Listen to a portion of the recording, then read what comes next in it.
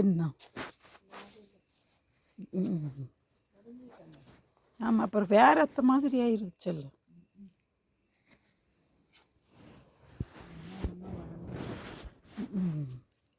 நல்ல அம்சமாக வந்தது.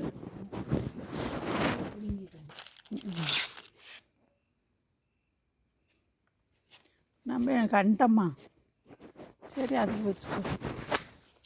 எங்கே இதனோட இதை காண கல் இந்த அடிக்குது படிர் படிர்னு.